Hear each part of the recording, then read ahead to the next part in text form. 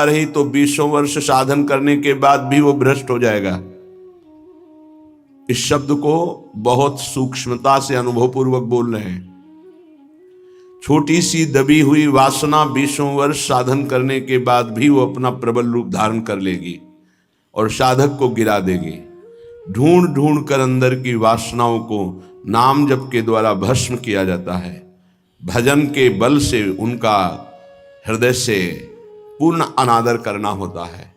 अनादर ही उनका नाश है, आदर करना ही अपना नाश है। बस ये ध्यान रखना है। सकामता ही हमारा पतन है, निष्कामता ही हमारी स्थिति है। धैर्यपूर्वक सहन करना ही यात्रा है। सहन न कर पाना, टूट गए या प्रलोभन में आ गए तो इस मार्ग से गिर जाएंगे। देखो श्रीपाद प्रबोधानंद जी महाराज कैसी निष्ठा का वर्णन करते हैं। धाम की निष्ठा कह रहे हैं कि छिद्देत खडशः इदम यदि में शरीरम घोरा विततयो यदि वा पतन्ति हाहंत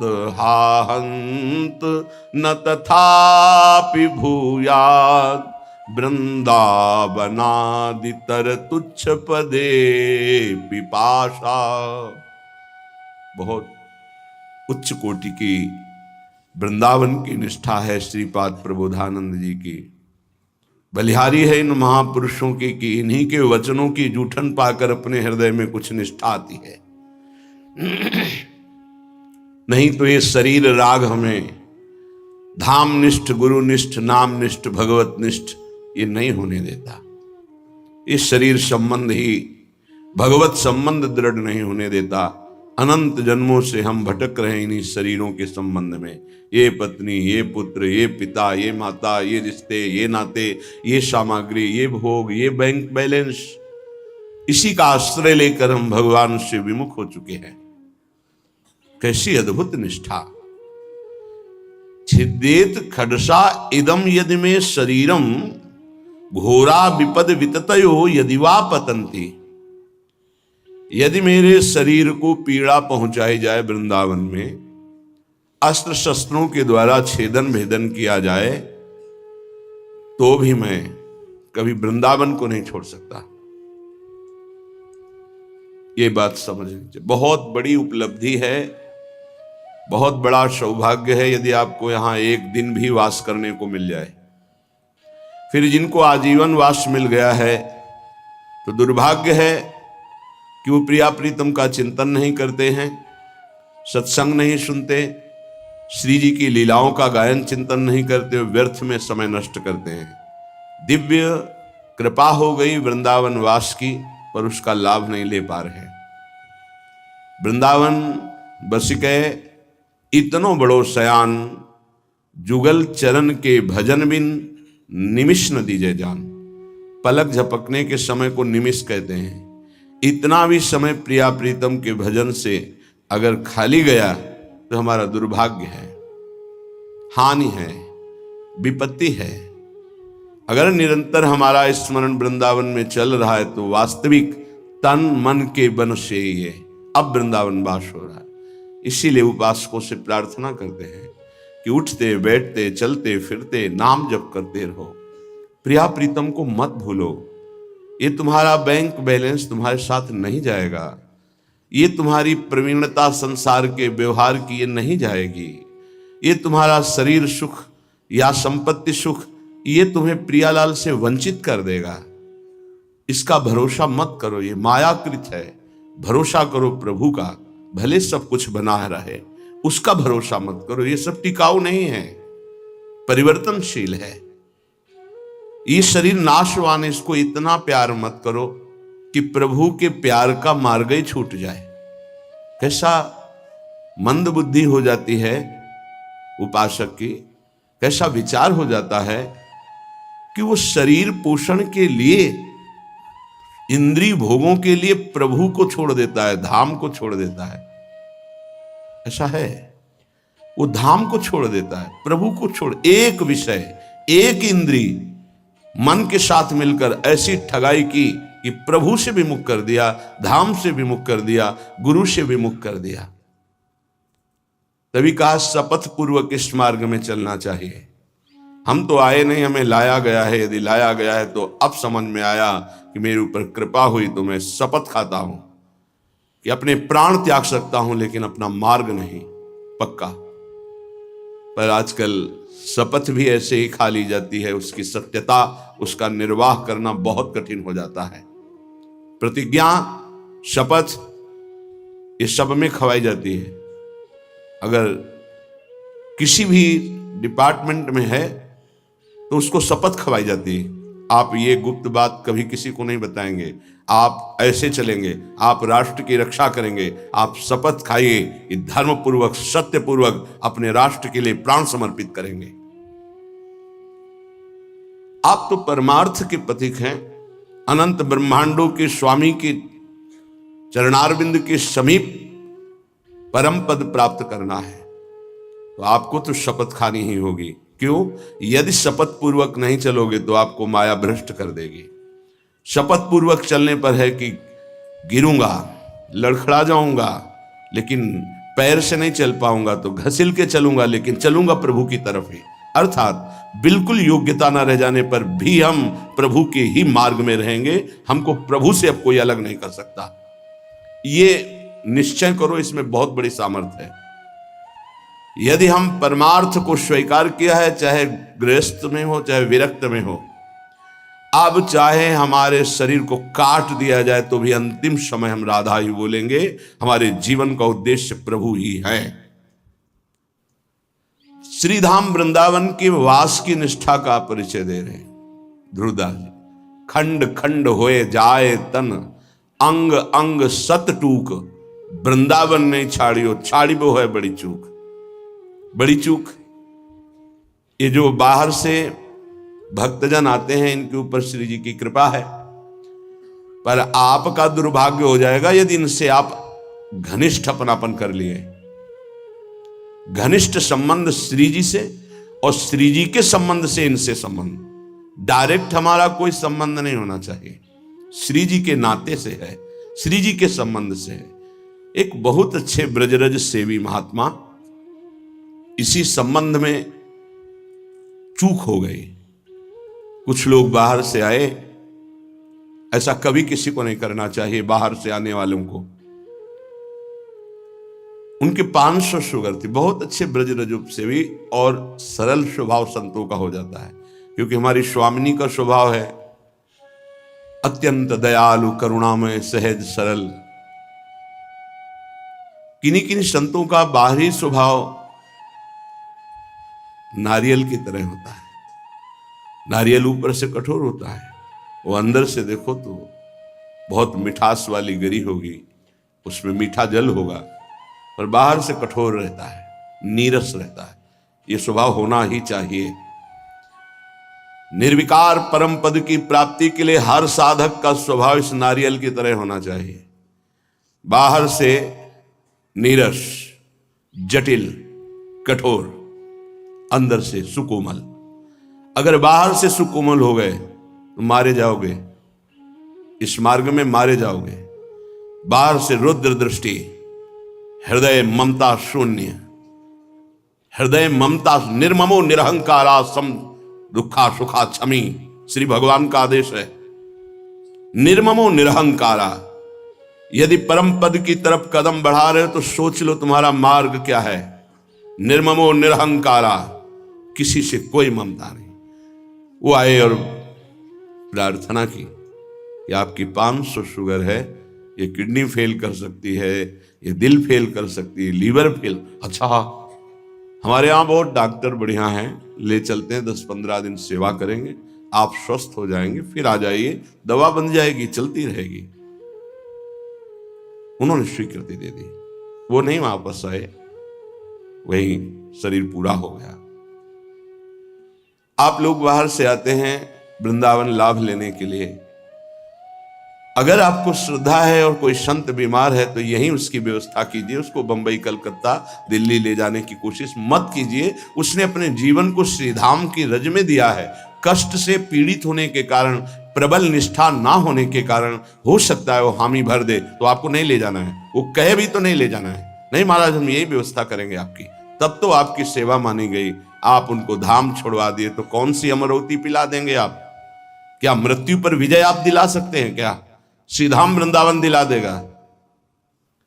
हाँ, ये है कि रजोपसेवी प्रियालाल के चरणारविंद के कहीं भी शरीर छूड़े, वो तो प्रिया प्रीतम में स्थित है, पर वो लाभ जो हम लोग याचना करते हैं कि जय श्री भट्ट धूल धूसर तन यह आशा और धार, कुछ विशेषता है, पक्का मानिया।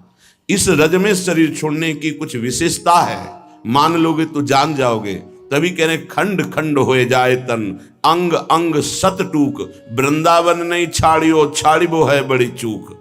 यहां कह रहे हैं छिद्देत खडसा इदम यदि में शरीरम घोरा विपद विततयो यदि वा पतंती। यदि धार वाले अस्त्र से भी मेरा शरीर काटा जाए तो मैं वृंदावन का कभी त्याग नहीं कर सकता कि भाई वृंदावन में तो बहुत दुख मिल रहा है, अब तो चलते हैं यहां से।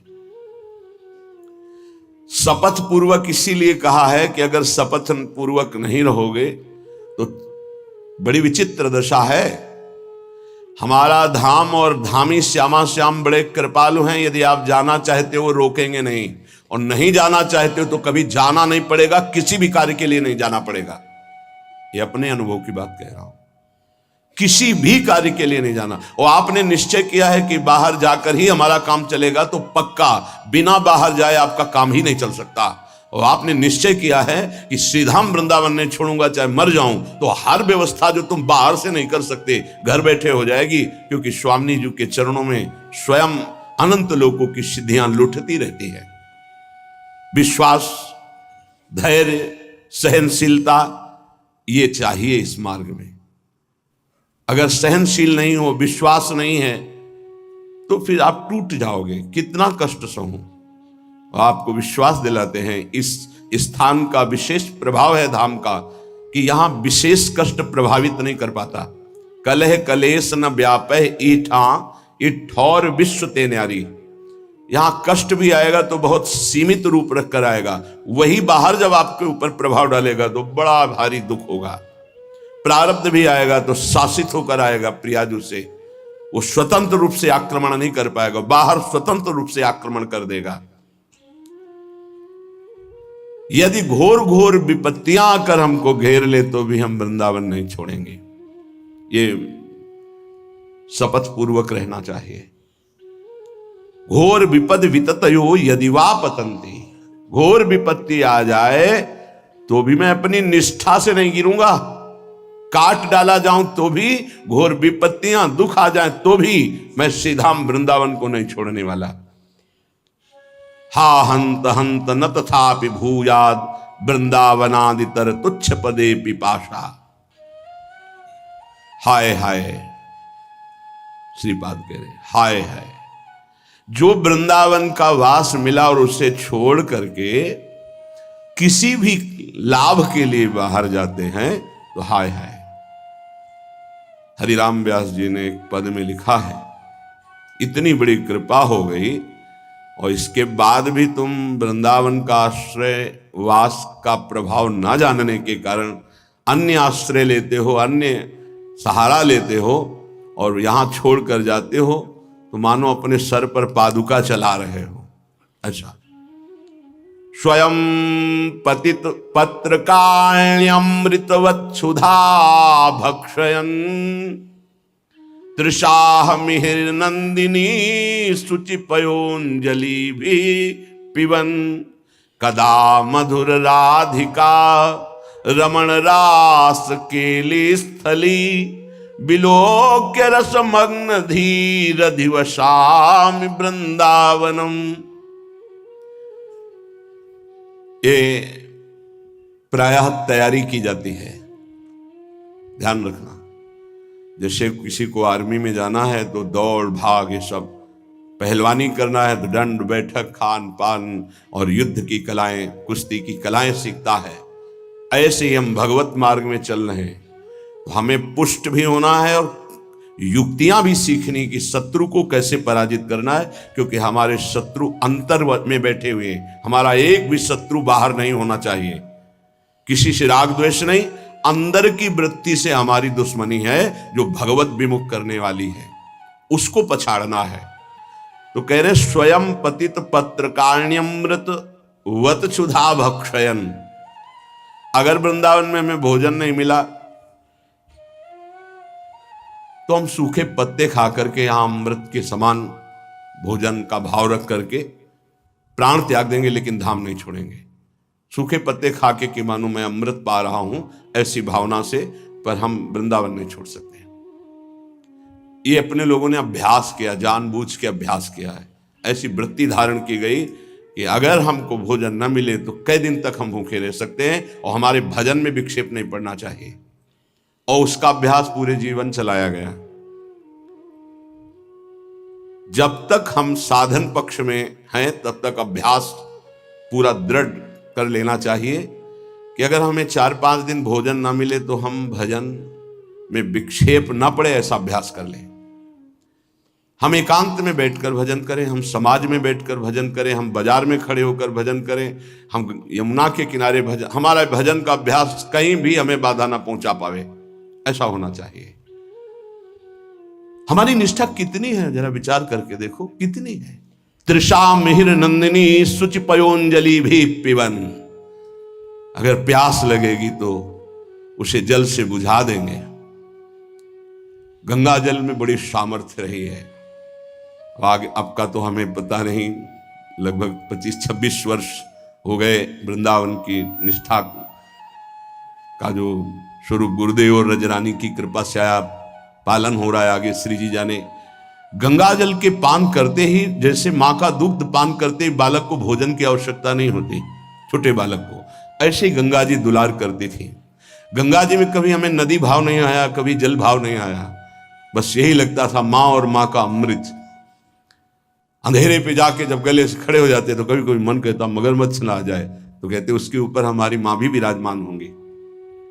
मगरमच्छ सवारी है गंगा मैया की, तू चिंता क्यों करता है? जब गंगा जी है तो तेरे को क्या चिंता? खड़े हुए मंत्र जप कर रहे। निष्ठाएं ऐसे थोड़ी परिपक्व होती है। हर सुविधा प्राप्त हो गई, कभी अपने को कसने की कोशिश नहीं कर रहे तो मन तुमको कस रहा है। आज ये मिल जाता तो अच्छा, तो कभी एकांत में रो करके बोले कि आज श्री जी मिल जाती तो अच्छा, जीवन की यात्रा पूर्ण हो जाती।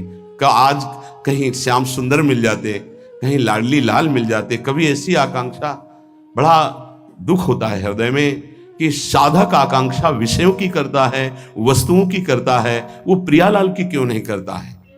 क्या प्रियालाल को तुमने अपना नहीं माना है? क्या जगत के भोग तुम्हारी सुख सामग्री है? कैसे तुम साधक हो? कैसे तुम भगवत मार्ग के पथिक हो? कदा मधुर राधिका रमण रास केलस्थली बिलोक रस मग्न धी रधि वशामि वृंदावनम। मेरी ऐसी वृत्ति कब होगी कि मैं वृंदावन को देख देख कर रोऊंगा कि ये वही स्थान है जहां हमारे प्रिया प्रीतम रह रहे हैं और खेल रहे हैं, और मेरे नेत्र देख नहीं पा रहे हैं। कब ऐसा वृंदावन कृपा करेगा कि मैं देख देख करके मगन हूं कि मेरे प्रिया प्रीतम कैसे रास कर रहे, मेरे प्रिया प्रीतम कैसे वन विहार कर रहे, मेरे प्रिया प्रीतम कैसे झूला झूल रहे, मेरे प्रिया प्रीतम कैसे जल विहार कर रहे, नौका विहार कर रहे। साक्षात पुरौ श्री पुरुषोत्तमांघि सेवा रसादप्यधिको रसौघः शंदेत वृंदा विपिनेप्य दृष्टे राधा प्रियेत्रोद्धव एव साक्षी। पुरुषोत्तम भगवान वासुदेव देवकी नंदन का निरंतर सानिध्य प्राप्त करके भी जिनको प्रेम का परिचय प्राप्त नहीं हो पाया, और वो जब वृंदावन की रज में आए तो बिना किसी साधन के प्रेम प्राप्त हो गया।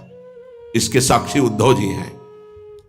श्रीपाद कह रहे हैं कोई उनको साधन नहीं करना पड़ा, गोपी जनों के दर्शन, संभाषण, चरण धूलि, इसका स्पर्श होते ही प्रेम का प्रादुर्भाव हो गया। क्योंकि तैयार भूमि थी, भूमि तैयार थी, बीज के अंकुरण में देर नहीं लगी। अपने लोगों के ऊपर कृपा है, उसी रज में बैठे हैं, उसी रज में वास करते हैं, पर भूमि तैयार नहीं है। रोज ये सत्संग हो रहा है तो मानो किसान जैसे अपनी खेती को जोत करके उसे तैयार करता है, ऐसे मानो सत्संग आपके हृदय की भूमि को तैयार, ये जो शपथ पूर्वक चलिए, ये भूमि तैयार की जा रही है। लेकिन आप देखिए कहां साधक भूमि तैयार कर पाता है अपने हृदय की, जहां थोड़ी सी प्रतिकूलता की छाया भी आई कि भाग खड़ा हुआ। प्रतिकूलता नहीं आई, अभी प्रतिकूलता तो जानते नहीं, प्रतिकूलता की छाया आई कि भाग खड़ा हुआ। जो राधा प्रिय इस वृंदावन में वास स्वीकार करके रहने से रहता है, तो बिना किसी अन्य साधन के उसके हृदय में प्रेम प्रवाहित हो जाता है। इस बात के साक्षी हैं उद्धव जी, कोई साधन नहीं हुआ। जब वृंदावन आए तो इस रज की कृपा से ऐसे महाप्रेमी हुए, भगवान की कृपा से आज भी गिरिराज जी की तलहटी में वो अव्यक्त रूप से विराजमान रहते, कभी तलहटी नहीं छोड़ते। प्रकट में बद्री बन गए, लेकिन अप्रकट में यहीं रहते हैं गिरिराज जी की तलहटी में। उद्धव कुंड परिक्रमा मार्ग में मिलता है, उसी क्षेत्र में श्री उद्धव जी महाराज विराजमान रहते हैं। हमारे हृदय में यह अनुभव होना चाहिए कि हमारे ऊपर प्रभु की विशेष कृपा है। बस उस कृपा का अवगाहन, कभी दिव्यता की तरफ सोचिए। अपनी इंद्रियां और मन ये पार्थिव भोगों की तरफ ही सोचता रहता है। कोई पार्थिव व्यक्ति अनुकूल हो जाए तो हम नाच पड़ते हैं। प्रियालाल तुम्हें प्यार कर रहे हैं, तुम्हें नहीं दिखाई दे रहा, तुम्हारी समझ में नहीं आ रहा कि तुम्हें श्यामा से हम प्यार कर रहे हैं, इतना प्यार कर रहे हैं। हम मांग कर रहे हैं पार्थिव व्यक्ति के प्यार की, कोई प्रगट में मनुष्य हमें प्यार करे। हम मांग कर रहे हैं इंद्रियों के भोगों की, सच्चिदानंद सुख देने के लिए हरि गुरु तैयार है, हमें वो नहीं चाहिए। यही दुर्भाग्य है हमारा। उपासक सावधान, बहुत जन्म भोग चुके हो, बहुत जन्म तुम किसी ना किसी के होते रहे हो।